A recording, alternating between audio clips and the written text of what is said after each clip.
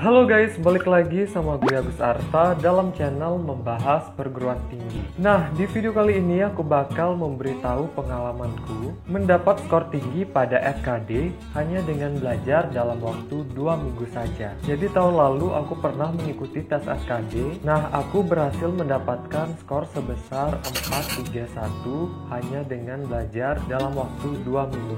Mungkin menurut sebagian orang skor sebesar itu masih tergolong kecil ya. Tapi menurut aku pribadi itu sudah cukup tinggi dan sudah bisa lolos untuk passing grade.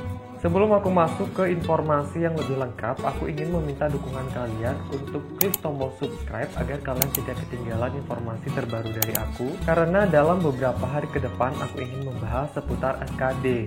Dan kita sudah mengetahui juga kalau beberapa bulan lagi akan ada tes di sekolah kedinasan. Berikut ini cara yang aku lakukan agar bisa lolos passing grade di FKD hanya dengan belajar dalam waktu yang sangat singkat. Kita mulai masuk ke cara yang pertama, yaitu memulai untuk ikut tryout. Ada banyak banget situs yang memberikan tryout secara gratis. Kalian bisa ketik aja di Instagram, yaitu tagar tryout SKD, atau juga kalian bisa mencari tagar yang lainnya yang berhubungan dengan tryout SKD ini. Nah, setelah kalian search, pasti akan ada banyak banget pamflet yang memberikan informasi seputar tryout gratis ini.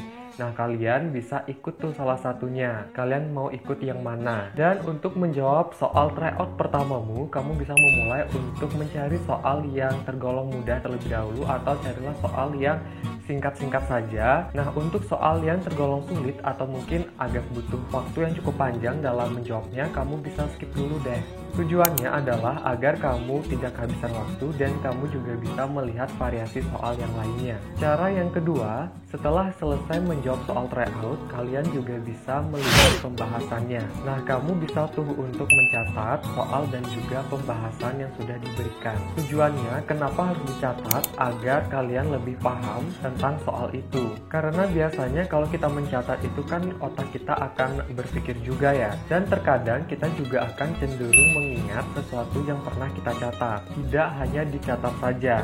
Jika kamu masih bingung tentang pembahasan yang sudah diberikan, kamu bisa melakukan perdalaman materi itu dengan mencari referensi belajar di internet ataupun di YouTube. Karena udah ada banyak banget situs atau web yang memberikan materi lengkap tentang soal-soal yang ada di SKD. Cara yang ketiga, pelajari ulang soal dan jawaban yang sudah pernah kamu catat. Hal ini akan sangat membantu kamu untuk lebih mengingat lagi tentang materi dan juga pembahasan yang sudah kamu catat sebelumnya. Sehingga jika kamu mendapatkan tipe soal yang sama dengan yang pernah kamu catat, kamu akan yakin dalam menjawabnya dan kamu tidak akan ragu lagi untuk memberikan jawaban soal itu. Cara yang keempat, kamu bisa mengulangi untuk menjawab soal tryout yang sudah kamu kerjakan di awal. Dengan begitu, kamu akan mengetahui seberapa besar kemampuanmu dalam mengingat materi itu. Dan kamu juga bisa menyesuaikan durasimu dalam belajar supaya lebih efektif dan bisa lebih dalam menyerap materi itu. Cara yang terakhir dan sangat penting adalah tetap konsisten.